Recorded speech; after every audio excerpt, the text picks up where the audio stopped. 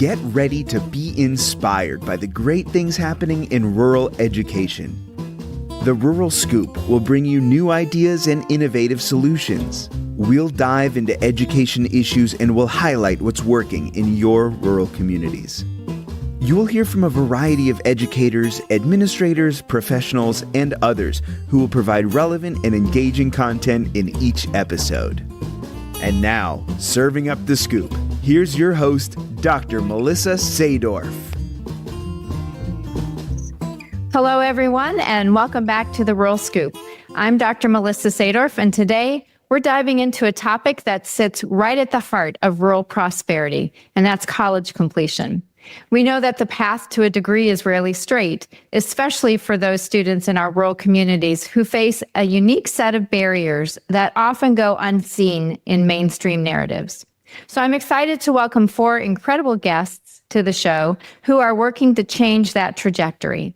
We've got Alyssa Ratledge from the National Higher Education Research Center, Crystine Miller with the Montana University System, and campus-based experts Sarah North Wolfe and Suzanne Forrester, who are rolling up their sleeves every day to make sure that students don't just enroll, but are actually able to walk across the stage at graduation. So today, we're going to be focusing on the Montana 10 program, an initiative that's showing what's possible when research and policy and practice come together to truly support rural learners. So, before we get started, I'd like each of you to introduce yourselves. Talk a little bit about where you are and how did you get there and your role in the work that you're currently doing. I'll start us off. Thank you so much for having us, Melissa. We're really excited to be here to talk to you and your listeners about this. My name is Crystine Miller. I am the Director of Student Affairs and Student Engagement at the Commissioner's Office for the Montana University System. Montana is a little bit of a unique place. Our higher ed landscape's a little unique. All of the public colleges and universities are part of a single system. We have 16 institutions across our big state, and we serve 42,000 students in that system. And we have degree programs all over the state that serve community needs and that help students pursue their educational and career paths. Like you mentioned earlier, I came to this role via a very circuitous path. I am from a small rural community just down the road from Helena, Montana, where I now live, called Lewistown, Montana. And when I started out on my own educational journey, I wanted to be a professor. And then, I don't know how I ended up not doing that, but it really was kind of a long, circuitous path. But now I get to do work helping other students pursue their goals and dreams, and my work is really centered around college completion. And that is everything I do, whether it's our work on student mental health or behavioral intervention and care teams or math and writing support to Montana 10. Every single thing is aimed at getting those students to the finish line so that they can go out in our Montana communities and do the great things that they're destined to do. Fantastic. Thanks for being here. Sarah, why don't you go next? Well, thanks for having us here. Sarah North Wolfe, I'm with Montana Tech, and I got into higher education about 10 years ago, and I know that because my public service student loan forgiveness is imminent, hopefully. But I started at a Hispanic serving institution and moved to a really large institution just outside of Atlanta. After that, I moved to a really small institution in rural Montana, where I kind of fell in love with the concept of the high-touch nature of small schools and what happens in a rural community when people come together and really support each other to see each other through the finish line. I'm at Montana Tech now, which is in Butte, Montana, which is, yes, it's a city in Montana, but we serve a really large rural population. And Butte is a mining town. And so there is a mindset here that is really aligned with that rural mindset of let's do the hard work and make it count. So I work with students here as Executive Director of Student Success, Associate Dean of Students, and I direct our Montana 10 program, which is supported here at the Montana Tech 4-year campus and our embedded 2-year campus at Highlands College. So we serve students not just in the trades, not just in 4-year programs, but everywhere in between. Nice. Glad you're here. Suzanne. Hi, Melissa. Thank you for having me on here. I came to higher ed by way of music, actually. My background is in music, and after I graduated with my bachelor's degree, I didn't really know what I wanted to do, but I knew I wanted to stay close to music, and I ended up taking a job at Montana State University in their music department. And I realized that what I really loved doing was helping students, with whatever they needed to make sure that they were successful in the classroom and that they could finish their degree on time. That led me to taking some grad level courses in student development theory and student support, and I kind of investigated my own journey further. I always tell people it took me 10 years to get a bachelor's degree, not all in a row. I definitely took some breaks in there, but I should have been a success story. I was a really good student in high school. Both my parents had advanced degrees. My mom was a college professor growing up, so there was really no reason for me to struggle as much as I did. So I started digging into my own story and seeing that reflected in some struggles that students have today. And that just made me really passionate about it. So then I moved over to academic advising. That was the natural fit there. And when this Montana 10 program came down the pipeline here at Western, the minute I saw it, I knew I wanted to be a part of it. And I thankfully, they had a position for me and I jumped on board there. So I am at University of Montana Western, which is in Dill, Montana. We're a city of about 4,000 people. Our college serves 1,300. And that's actually where I was born and raised and where my mom was a professor as well. So it was a lot like coming home. Definitely. Full circle. Yes. And last but certainly not least, a return guest. And by this time, I think maybe I should just call her a co-host.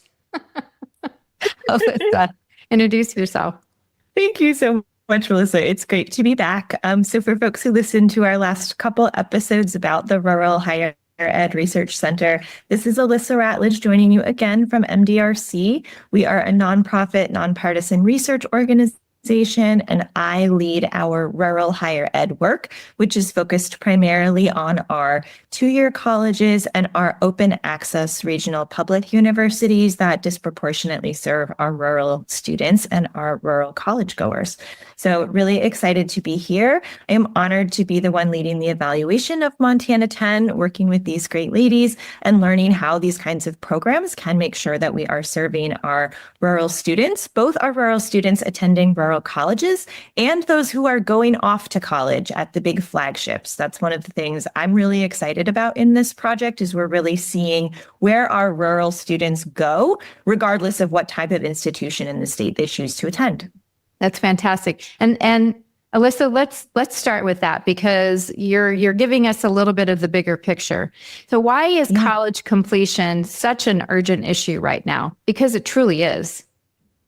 Absolutely. So one of the things that I hear in every part of the country that I visit is the great labor market needs that we have in our rural counties and towns. We are seeing shortages of nurses. We're seeing shortages of respiratory therapists. I'm sure many of your listeners who are in education know we're seeing great shortages for teachers and principals and administrators.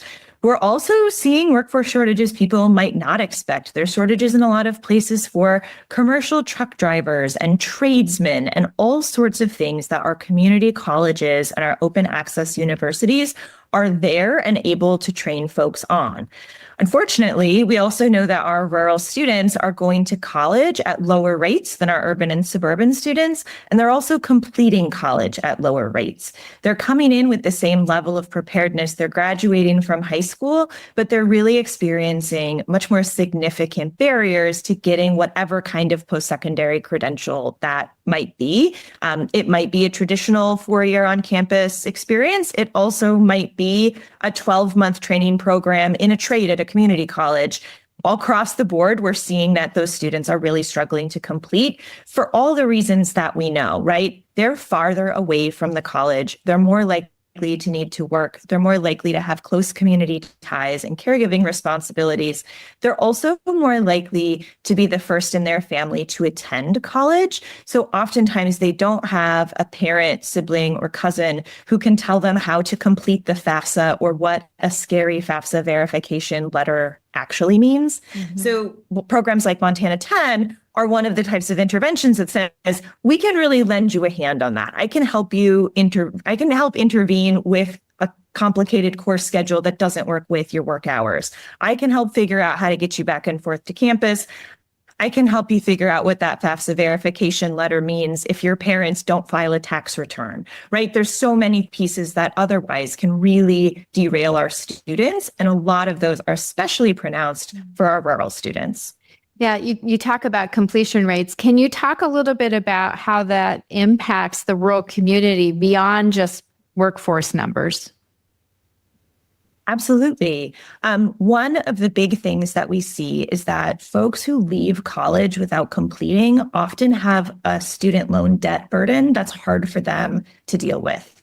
And I want to make sure that we talk about, this is not what you see in the New York Times about people who got a graduate degree from Princeton and have $500,000 of debt.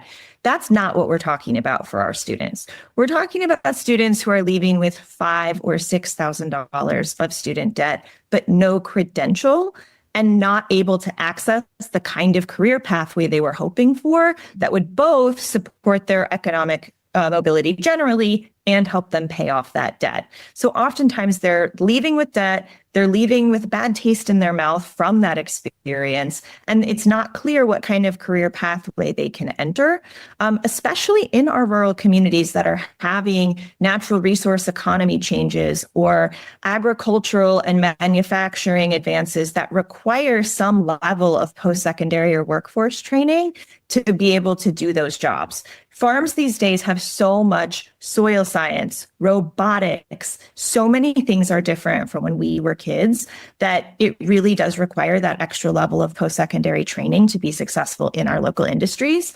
And that makes it much harder for our local industries to sustain not only our teachers and our nurses, but also our succession planning for our fishing industries, our farming industries. It's really a challenge. Mm-hmm. Alyssa, how does your work with the Research Center really aim to shift or elevate those conversations, especially in rural spaces? Great question. We are trying to make sure that all of the research we do is directly answering a question that a college, a high school, a principal, a state agency has about how to serve students. So every project is designed to answer a policy question and produce best practices that practitioners can actually use, right? And we want to be able to do that by working in rural colleges and with rural students so that we can say, we understand the resource constraints. We understand the huge miles and hundreds of miles of geographic area that you're covering. We understand the need to do these capital investments to start up a new tech program.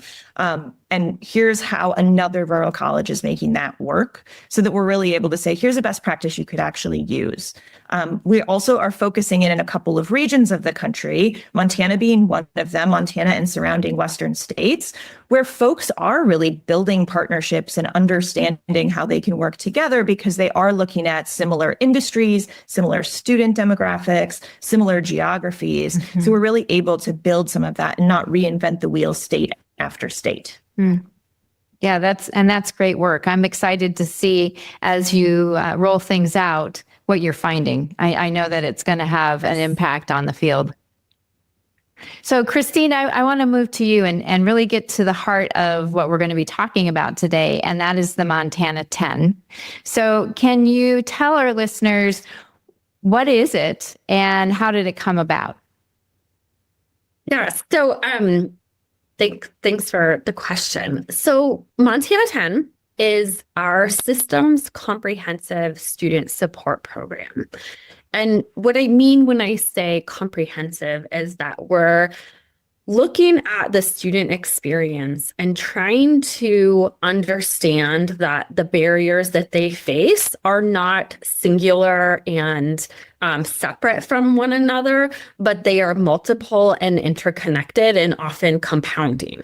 So, for example, we know that often low-income students struggle to pay for college, and they often make up for that by trying to work a lot. We know that I think the number is 20 hours a week, students' academic performance starts to suffer if they're working significant hours. And so that's this little interconnected problem where we can't just provide financial support to solve that, right? We need financial support and academic support and advising to help students, like Alyssa mentioned earlier, figure out their schedules such that that can balance with work commitments or family obligations or whatever it is.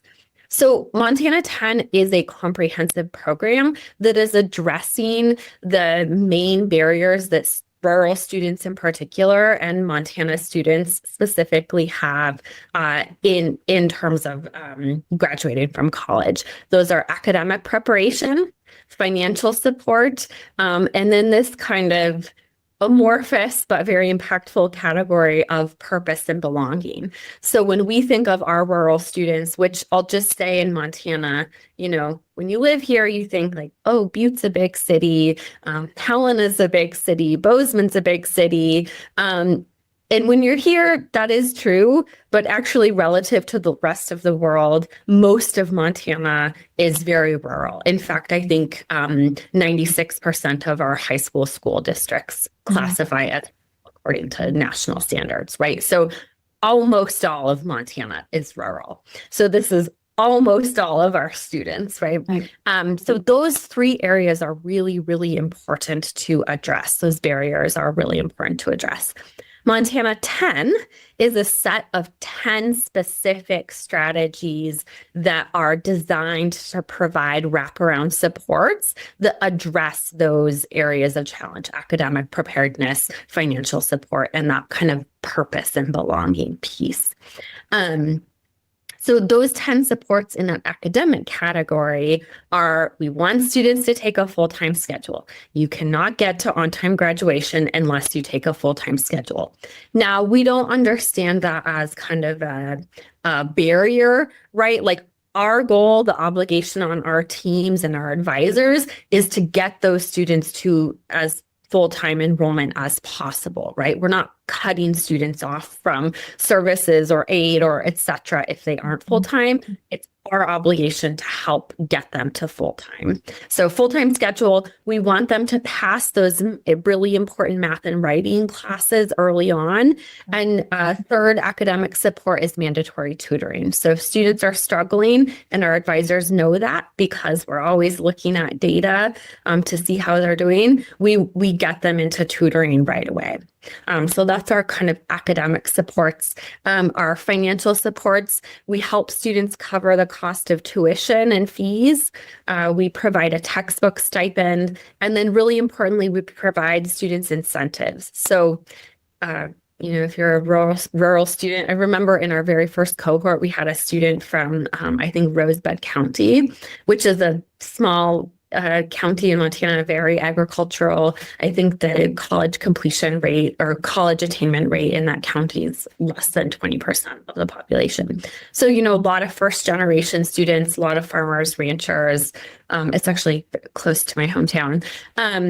But we had a student from that county come who I would like to tell this story, whose dorm was bigger in population than the town size that they came from, right? Which is like not uncommon. That's not an uncommon thing.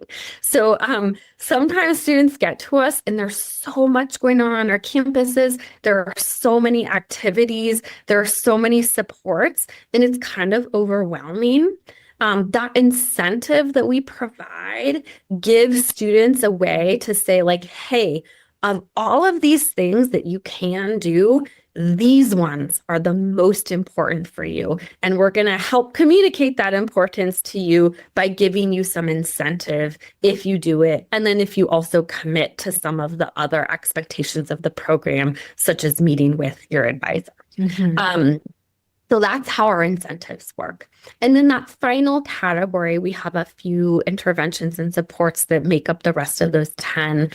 We have orientation, a specific orientation. We have a first-year seminar. We have specialized career services. And then finally, and this is kind of the linchpin for the program, we have specialized, data-informed, proactive advising.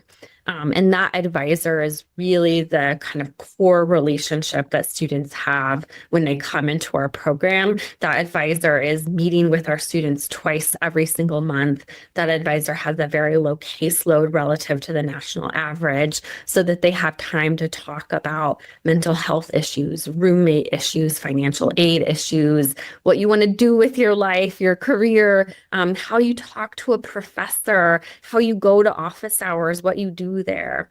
So that advisor is really kind of this core person in a student's journey and helping advocate for them, coach, skill build, etc., as they're making their way through. So that's the general design of the program.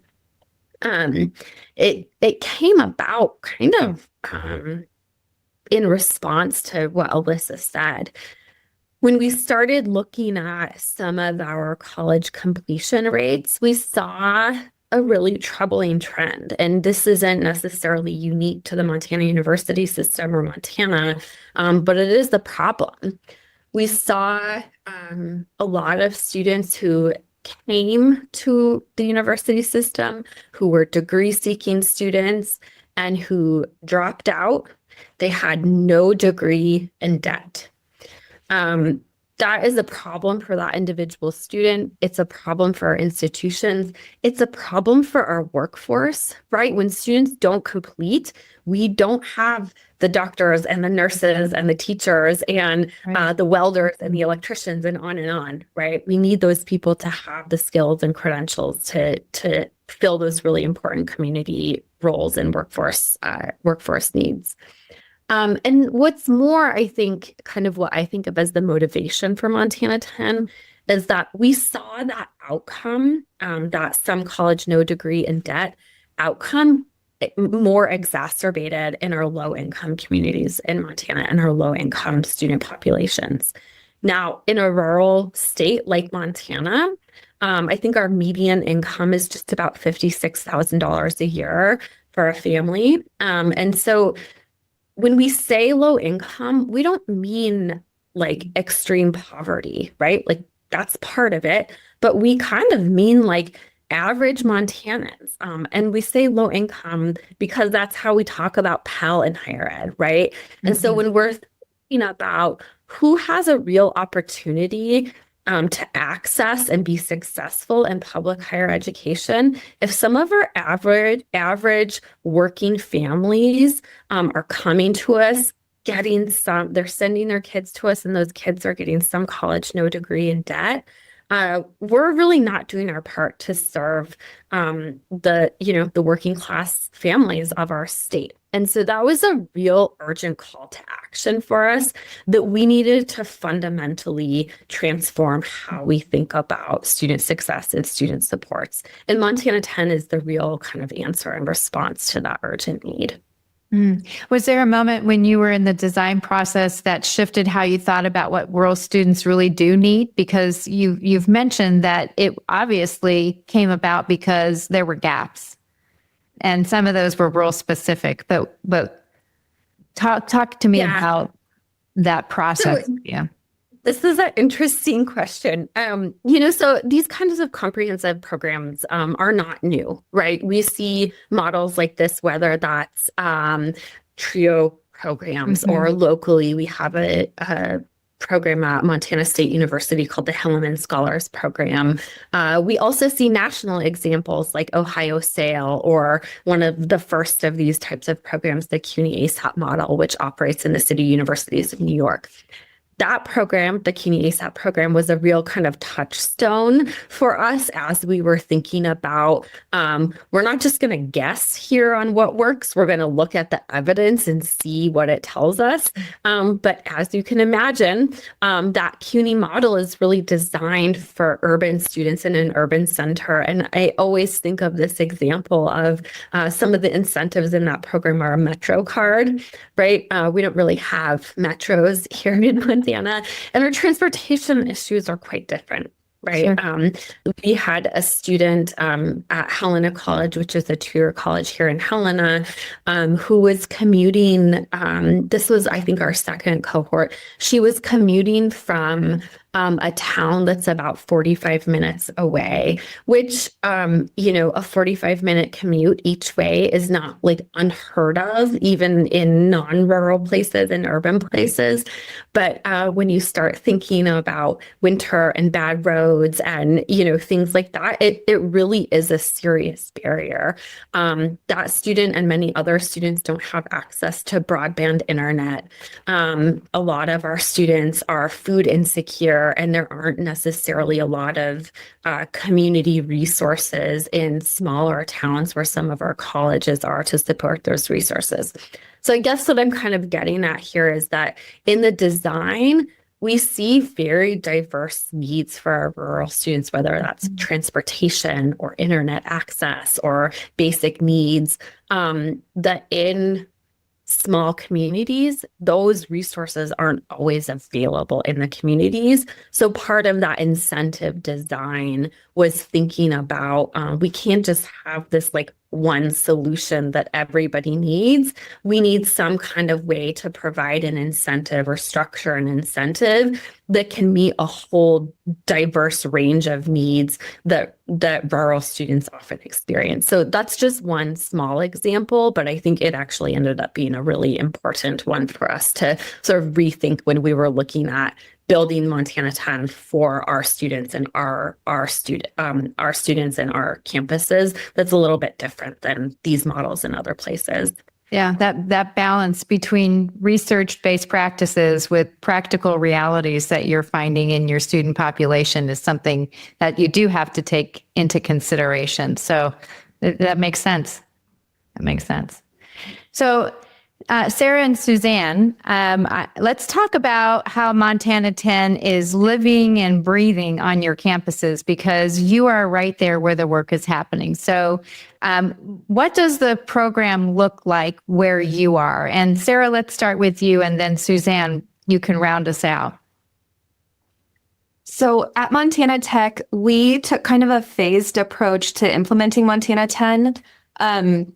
We started with kind of like a building year, setting the groundwork for how are we going to support these students? How are we going to put folks in place that will meet these 10 fantastic things within Montana 10? And then our first cohort that started in fall of 2023, we started it just at our four-year school, at our Montana Tech four-year, and then phased in our two-year school that spring semester in January, for a couple of different reasons. One, we wanted to make sure that we really were supporting all students. And there's always a conversation about like who gets what, how do we connect these two campuses? Are we one campus? Are we, what does this look like? So we brought in our trade students. And so the way that this school, or these schools, if you want to call us two different campuses, implements Montana 10, it feels a little bit different than maybe some of the other schools, only because we have that mix of four-year students and the two-year students. I mentioned that our first cohort started in fall of 23, which means that I'm like feeling emotional right now because we had our first cohort of graduates this spring, which has just been like a glorious thing to see. And like, on one hand, I am so thrilled for these students and the next steps they're taking. We have a handful of students who are transferring from their two-year degree to a four-year degree at another school in Montana. A few students that are transferring from their two-year degree to a four-year degree here at Montana Tech. And then other students who are ready to join the workforce after earning a degree in automotive or welding or machining or whatever that looks like for them. So the way that we have the way that we've done this program has tried to be specific to each student and to really lean in to those 10 key pieces of Montana 10 when it's timely for those students and when it is the most appropriate for those students. So right now we've got that first cohort of students that are about to enter their junior year here at Montana Tech. So we're really leaning into the career piece for them. What does it look like to get ready to be employed in whatever field you are pursuing? What that looks like for you is different for each student. Mm-hmm. What does it look like for a student in the trades to be ready to be employed versus a student who's in an engineering or nursing or business field to be employed? So we're trying to lean into those pieces in a really timely manner. And as a practitioner, so I get the privilege to not only direct the program, but also to be an advisor within the program as well. And so I get to really, I get to see the fruits of all of this labor in a really personal way that is real. I mean, it's the reason that I do what I do, to be frank. And so like thinking about the timeliness, when we as advisors are talking about, okay, what are our conversation points with our students this month? Okay, it's going to be FAFSA completion. It's going to be making sure that you're checking your midterm grades and, X, Y, and Z, these different things. And sometimes the conversation pieces are like, okay, it's October, let's talk about hunting season. Or it's March, so let's make sure that our incentive pieces this semester is a March Madness bracket instead of, just like meet your advisor and then do these two things. So we focus a lot on the timely nature of it. And I think our students appreciate that because it feels personalized to them. And because of that, it means more to them. It's like a more authentic thing than just like, here's a program. We're going to just make you fit into this program. We try to make the program flexible enough to fit the student. And the great thing is that within these 10 pieces of Montana 10 that are provided to students, there is a piece that is right for each student at each time. Of course, every student, gets their $250 textbook stipend or, gets their tuition support or whatever it is at that specific time. But in those places where we can be flexible, we try to really lean into that so that the student gets what they need. And I've said it before, I'll say it again, each student needs something different at different times in their life. Mm-hmm. There may be a student who can't take a summer class because they have to help on their ranch. Or Crystine mentioned her student or the student at Helena College that had that commute. Well, I'm working with a student who's she's in the summer into her sophomore year. She hasn't completed her gateway writing class because she lives 45 minutes away. And we're a mountain town. And so it snowed last week kind of thing. So, I'm not going to force her to drive here at 7:30 in the morning to take her writing class. We're going to wait until the summer so that it's the right time for her.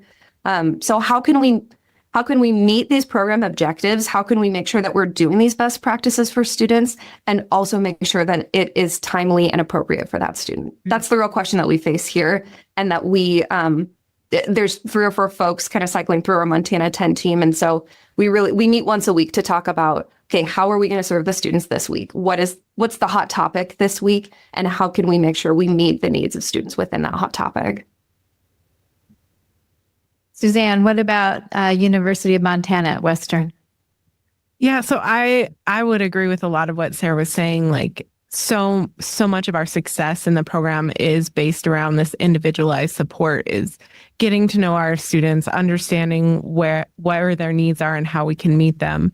Our first cohort was in 23 as well. We entered the program at the same time as Tech. And I was a one-person team. It was just me down here. I was the director and advisor for that entire cohort, and I loved it. I got to spend so much time with every single student. Both in 23 and in fall 24, we did kind of an extended, I called it the pre-orientation, where we brought the students onto campus before the rest of the freshman class. So they got to walk the campus, move into their dorm without the big crowd, find their books at the bookstore. We got to find out where their first class was. And for some of them who have graduated with, 5 other students in their class, to to think about coming to campus on that first day and there's, 350 other freshmen, which, like I admit, is still a very small class when we're talking about college campuses, but to that individual student, that seems very intimidating and they're very scared. And so I was really happy to be able to offer this opportunity to them, to let them know they're just going to come in with the rest of the Montana 10 class a couple days before, and we're going to spend some time getting to know each other, and talk about, we talked a lot about what our why was, why we're here on campus, and what our goals were, at least for that first year. Eventually we expand that out to like, what do you want to do in your second year and your third year and your fourth year? But to be able to get to know them. Additionally, Western is very unique in that we're a small campus and we run on the block schedule system. So instead of students taking 4, 5, 6 classes over a semester, they are taking one class at a time for 18 days. And the Montana 10 program allows me to check in with that student every single block. So I know that this student is, taking math for 3 hours a day for 18 days, and I can continually check in to see how they're handling the homework load. If it's a really frustrating class for them, helping them getting tutoring on time so that at the end of those 18 days that they are passing that class. And we have a faculty advising model here on campus, which is great because they connect with the experts in their field, but faculty advisors are teaching. And so they usually meet with their students once a semester. So to be able to have that time to meet with that student and keep them on schedule to graduate is really important. I'm constantly checking, like I said, every 4 weeks, we're checking to see how many of our students pass their classes and who we need to, meet up with because maybe they had an unsuccessful block, and how we can troubleshoot that for the future. So just this program has given us, I think Crystine once told me that one of the things she liked most about Montana 10 was we have the ability to say yes in a place where that doesn't happen a lot. And I love that with my students. They come in, and they're like, their heads down, they've had a bad day, and they go, you probably don't want to hear this, but yes, I do. Absolutely. I want to take the good, the bad. I want to take it all off your back. Come talk to me about what's going on. So yeah, that's been really great. Like I said, the pre-orientation was great. We offer a first year seminar on our campus for students where the entire theme is making those connections with their faculty, with your staff, with the other students, because once you have this community and this village that's supporting you through this big educational process, like it just everything, I feel like everything becomes easier. You have a whole team rooting for you. So we've created a really great community here on campus, and I think I like to believe all my advisees, all my Montana 10 students would agree with that. And we make sure to follow up with them and do a lot of assessing and interview and surveying to find out, like, what are we missing? What components are we missing? Because we're always trying to build this program better. And maybe we're missing an incentive that they felt, well, you missed the mark on that one. Like, we want to know that so that we can fix it for the next group going around. For either one of you or both, what's the biggest change that you've seen, whether it's student confidence or self-perception or completion rates? What has been the biggest positive impact that you've seen? I mean, I think for my students, I would definitely agree with the confidence part. My students know that they can come to me with anything, but they also have the confidence to, once they get over that initial scared feeling of going to find a faculty member at office hours, once they've worked with me a little bit or the rest of my team for a little bit talking, I mean, they'll grab my sophomore cohort will grab a freshman and say, come on, I'll show you how you do it. I'll show you how to talk to this faculty member. He's great. And my mentors in my second cohort have been really great, and they can navigate the campus no problem. I would say that is the best part of Montana 10 at Western. I love that, Suzanne. You talked a little bit about connection, especially within your first year cohort.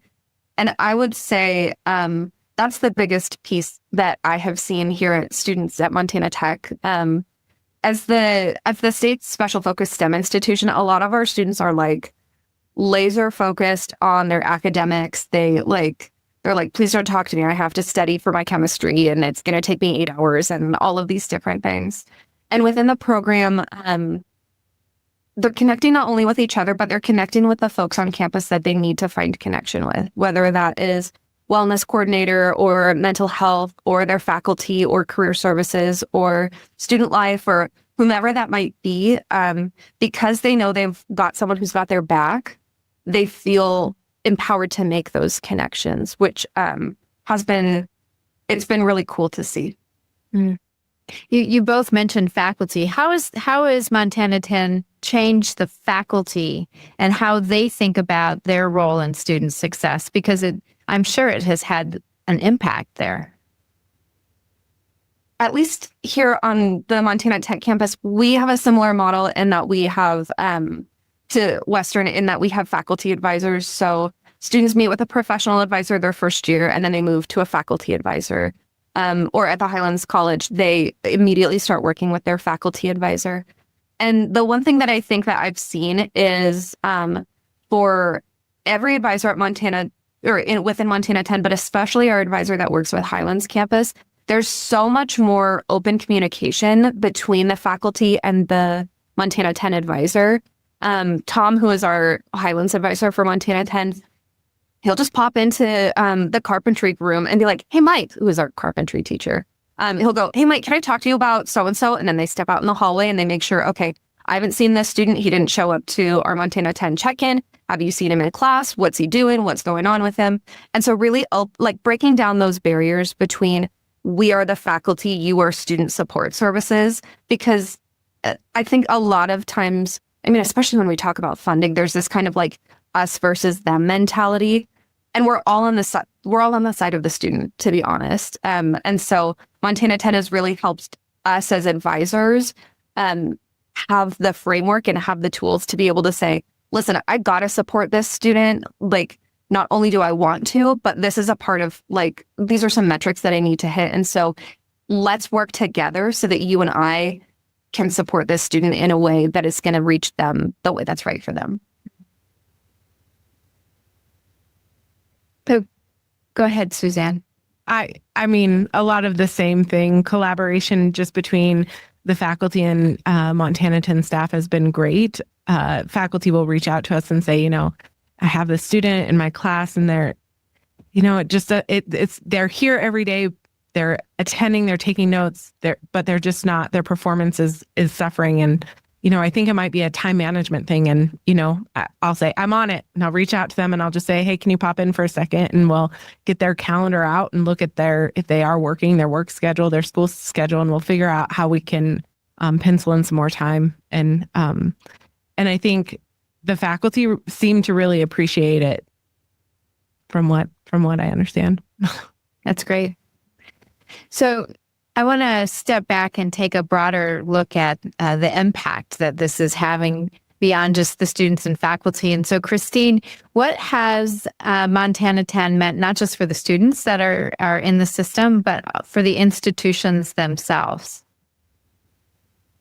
Yeah, so I'll talk a little bit about some kind of the very clear metrics and outcomes that we see so far. And then I also want to talk about something that I think is maybe even more important, which is like a shift around like what we mean when we say student success and the clarity of like goals and metrics around that. So let me just start with some of the outcomes that we see. Now, Alyssa in our RCT will have a lot more, we'll have some statistically significant outcomes there. But anecdotally, in our first couple of cohorts, we did some internal match sample analysis, and we saw a pretty significant double-digit increase in fall-to-fall retention for that original cohort. Again, we'll see what our RCT says as we go along here. But when we look at comparisons of our Montana 10 cohort relative to our general population, relative to our Pell eligible cohorts at the institutions that are running Montana 10, which we have 8 colleges now doing so, we see increases in retention. We see increases in credit accumulation. We're very early in our on-time completion and graduation rates. So we see some very early signs that the program is having positive impact. Again, we'll see what comes out as we do a formal study as the years go along here. What that has meant for our institutions is not just numbers, right? That is real. In the university system, some portion of funding is tied to performance funding. There are a lot of states in the country, a lot of systems that have performance funding. Montana does too. People have mixed feelings about performance funding, but what it has happened here is that it has made our institutions pay attention to student outcomes metrics, which I think is a really positive influence on kind of student success and campus culture. We know for sure that for especially our early adopter institutions who have now seen several cohorts and have even had some graduating cohorts, that Montana 10 is making a difference in some of the outcomes for that performance funding. So it's not just the institutions are orienting themselves more around positive student outcomes like retention, credit accumulation, completion, math and writing completion, but it's that they're seeing real dollars in performance funding revenues, and they're also seeing real dollars in the retention revenues from those students, right? So there is kind of a bottom line impact that I think is really important for our institutions, and they're paying attention to that. And that is meaningful for them in how they are thinking about how do we keep this program going? How do we institutionalize? How do we adopt some of the lessons that we're learning from Montana 10? So I do want to say, I think there are very real outcomes for institutions. I also think some of the kind of positive influence and culture change now that we're 5 years into this system-wide initiative is having an impact. I was earlier this week at our Board of Regents meeting, and every Regents meeting, the Regents have an opportunity to meet with faculty representatives, and those faculty representatives were talking about advising. In Montana University System campuses, like other campuses, we have kind of a combination of professionalized advising and faculty advising. And some of that conversation in the faculty breakfast with our regents, they were talking about what kinds of professionalized advising do we need. Even while faculty mentoring, faculty advising is important, faculty also see the need for that. And I think that elevating advising, elevating proactive, data-informed, professionalized advising, and demonstrating the positive impacts for students is really kind of bleeding through our campus cultures. And it was just a real signal to me that that conversation was coming up in a faculty breakfast. And, there's a lot of work to be done to kind of meld these two things or figure out how they meet in the middle at any given institution. But I think that the program is having a really positive effect to say, what are our learning outcomes for advising? How are our faculty advising or our professionalized advising aligned around better outcomes for students? And so, I think that's just one example, but I think it's a really positive sign that institutionally there are some changes happening. Would you say that there are any has it sparked changes in campus policy or funding priorities? Because, that might be an extension of what you're talking about, that approach that's different. Yeah, I think definitely. So right now we are just coming off of the heels of a legislative session in Montana, and we have been fortunate enough to receive some state funding, specific line item state funding for Montana 10 over the next biennium. Now, we've been funding our office, the commissioner's office, under the direction of the regents, and I think because we're seeing positive outcomes, we have been funding Montana 10 internally, but we haven't been doing it with new dollars to the university system, right? We've just sort of made it work. This dedicated funding, which I should say our House Bill 2, which is our budget for the state, hasn't yet been signed, but right now it's there. It's on the governor's desk. And we do feel a lot of support from our legislature, and especially our legislators who are on our education committee. But we do have this funding. Part of that funding is to say, yes, we are going to sustain Montana 10 as a cohort model, but we're also, as a system, Ochi is leading this, campuses, I think we'll do this happily. We're going to think about what are some of the institutional changes that we need to make, whether that's how we think about aid awarding, or how we think about how advising is structured, or how our financial aid and our business services dates are aligned such that they're more student facing rather than, kind of for convenience for us administrators, right? That's hard work. That takes resources. That takes institutional willingness to change. But I think with the state investment validation that what we're doing here is working, and some proof of concept, and really like outcomes from students, I think that is motivation to say, like, we have this gift of funding right now, like, let's prove up and make use of it. And I think we're really excited and ready to do that. That is exciting. So I want to pivot to advice, because you are all four of you are on a journey that, you're 2 years into it, that is doing some pretty amazing work.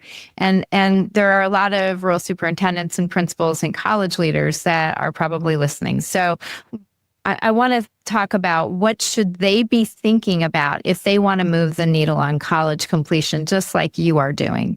So talk to me about what can they do? What are some practices that come from Montana 10 that are doable, even if they're a lower resourced community college, or they've got issues of transferring high school students into college and it's not smooth for them. Talk to us about what can they do? What's your advice? I'll jump in on this to start, only because as we were thinking about this podcast, a story from this January came to my mind. The piece of advice that I would give to practitioners, no matter what level they are, that serve our rural students, is to build, maintain, foster, whatever words you want to use, but cultivate those connections among other rural practitioners and yourself. So the example I was thinking of was, we have students who are in a radiologic technology program. So our Rad Tech program does placement throughout the state of Montana for a student's final practicum semester. Many of our rural students are place-bound. They are unable to secure housing in their new, if they're not assigned in the place that is convenient for them, it can be a huge challenge for them. And we have a student who has been taking classes here in Butte. It's not necessarily, they're from, a little bit outside of Butte, and they were actually placed in Dillon, Montana. And so through this Montana 10 system, and just because she's a fantastic human, I have a professional relationship with Suzanne such that I could send her an email and say, listen, I got a student that is looking for housing. What does housing look like on your campus right now? Like, would you be willing to accept a Montana Tech student? Or what can we do for this? And what actually happened was Suzanne had a Montana 10 student that was looking for a roommate. And so we were able to make that connection, and both of those students benefited from it. But it wasn't that's not necessarily a call that I would make to someone that I didn't have a relationship with or someone that I hadn't already started building some connection with. I would not have thought to be like, you know what, let me do this thing and like ask if someone will house us, or ask if someone has an idea on how to house that student. And so please just like make sure that you're building those connections. Make sure that you are that you're working with other individuals who are also there to support the students, because the broader your network is, the broader the net is that can catch a student. Good point. I think I would say, we came into this project and it's been a journey. It has been a journey. And, we've been in our study for 2 years, but we started working on this really in 2019 and had our first kind of pilot cohort in 2020, which not the best time to start a new program, I will say, but we did it. And I think at that time, our goal was really more kind of proof of concept. We wanted to say there is a way to do things differently. We need a little funding. We need some good evidence. We need a good model. We need some willing partners, but we can do things differently. We can actually change things. Now, 5, almost 6 years on, it has really taken on a life of its own and in a really positive way. But I guess my advice would be like, think big, be bold. Like, higher ed really needs to, in my opinion, do some self-reflection right now. We are under a lot of pressure. A lot of that pressure might be dangerous, particularly so for our small rural communities, for Montana. But we also can change. And I think that we need leaders who are willing to talk to families and communities and students and listen and build partnerships and take bold steps and not be afraid of making sure we keep everything the way it is. Like, we are gonna have to change. And I think taking those scary big steps to do that can often lead to really amazing things.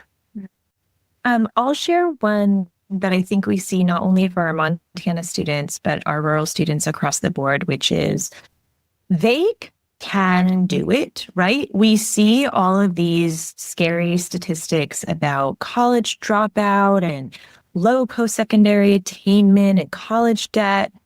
And I think that that is weighing on our students too, right? They're hearing what's happening in the national conversation. Is college worth it anymore?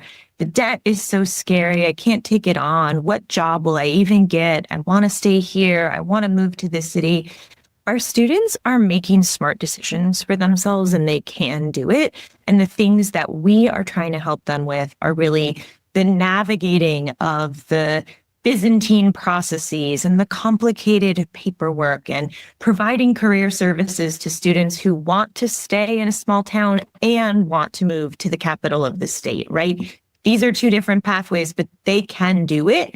We need to figure out how to help them and help relieve some of the pressure that they feel around that national conversation that really does not accurately reflect what a rural student's return on investment is when they have a goal for both their career and their personal development in mind. And we can help them do that at what is a very complicated time for higher ed. Yeah. Is there a place for community organizations or even local employers in this work? How can they get involved? And that's a great question. So I want to give an example. I think a lot of our work so far has been focused on building the program and serving students at our institutions and helping our institutions kind of think differently about exactly what Alyssa and Sarah and Suzanne have been saying. But I want to start thinking about communities and employers. I was yesterday talking on the phone to my sister, who lives in our hometown and happens to be an elementary school principal. And she was like, I am having this problem where, again, I don't have a teacher going into this next fall. And I have this a para educator who's amazing and who's in an online program right now, an ed teacher prep program right now, but she's not going to be finished in time. And I don't know how to navigate this emergency licensure and, all of this stuff.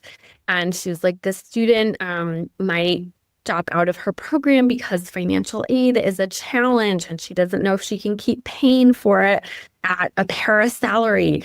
And Suzanne, we haven't talked about this yet, but I'm like, okay, this is a Western student who's probably eligible for the program. Let's see if we can get her in. She'll have the support that she needs. She'll, get all of that time management support that Suzanne was talking about. Maybe some of that financial support that can help her with tuition so she can stay in school and get finish her degree so that she can get regular licensure and then fill this really important need in a community, right? That is obviously very important to me personally, but kind of representative of the challenges that happen in our state. So I'd really like to start thinking more about how can we do that kind of thing that I think is happening one-on-one relationally? How can we do that more strategically and systemically so that not only do our students have a good pathway to go if they want to go to their hometowns or even stay in their hometowns or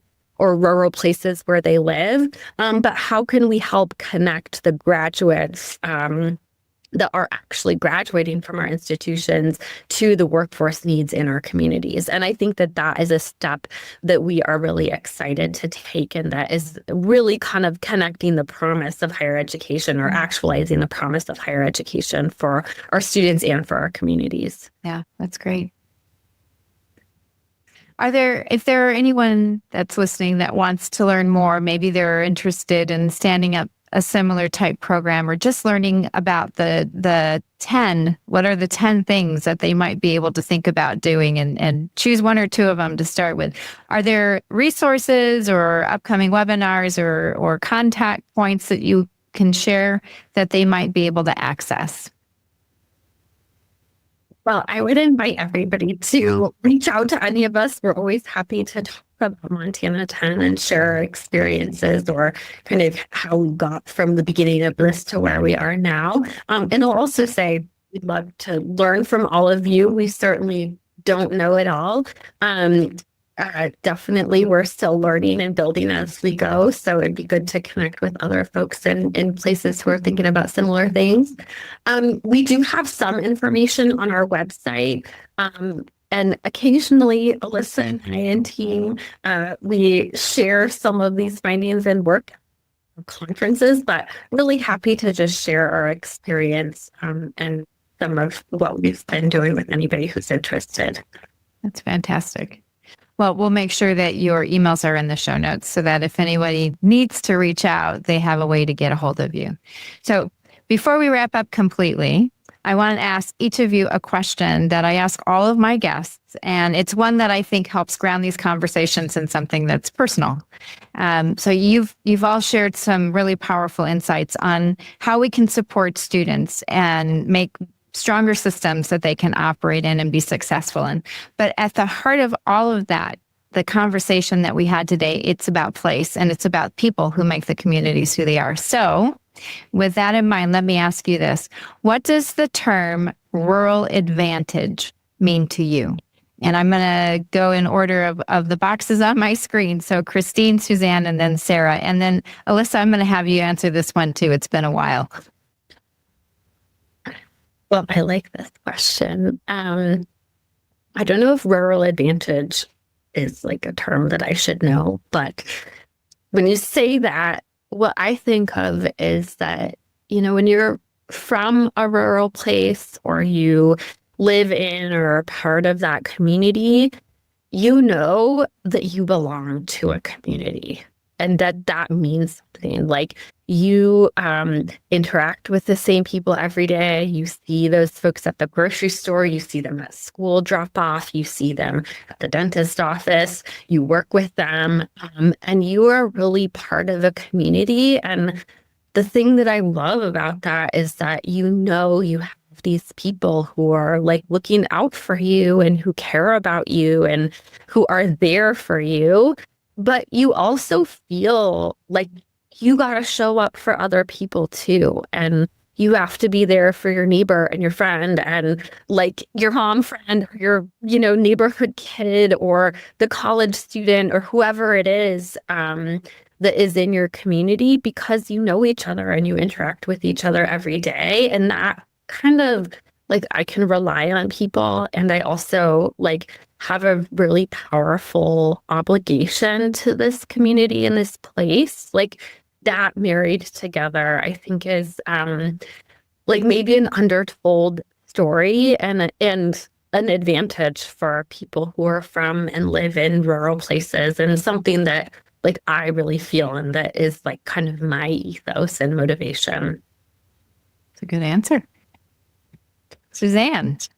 Yeah. So I guess especially when we're thinking about Montana, a lot of these rural students are ranch kids, and, they're determined. They have goals, and they are tenacious, and they want to meet those goals, and they're ready to do it. They might need a little bit of guidance, which, we're happy to provide for them, but they are strong.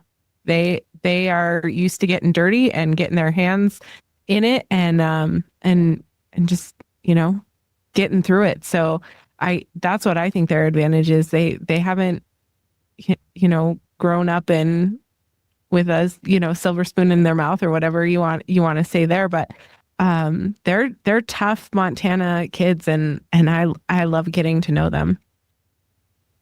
Also a good answer. Sarah, what do you got? To echo Suzanne just a little bit, so I mentioned that Montana Tech is our STEM special focus school in Montana, and because of the programs that we offer and the perceived rigor of the programs that we offer, a lot of times students think, I don't know if I can do Montana Tech because it's going to be so hard. And I think my favorite answer to give them is, you're a Montana kid. You can do this. You've got the grit. You've got the power. You've got the tenacity, and you know how to work hard. And it's that hard work that's going to get you there. So when you say rural advantage, I think the value and the experience in hard work is what can take students to that next level. You guys are on a roll today. Alyssa. Oh man, I don't know how to follow those great answers. I guess I'll say mine is a little related, which is, I think one of the great advantages of living and working in rural places is when you apply that tenacity we're just talking about, you personally will see the payoff, right? So if you work through the bureaucratic hurdle to get that teacher in place, you will see that teacher in a classroom. You will see those students that are your neighbors benefit from that teacher, right? And that's one of the things that we see in programs like this. Suzanne and Sarah are seeing what their hard work pays off for and what students' hard work pays off for, staying in their community. Yeah. Wow. Very impressive, the four of you.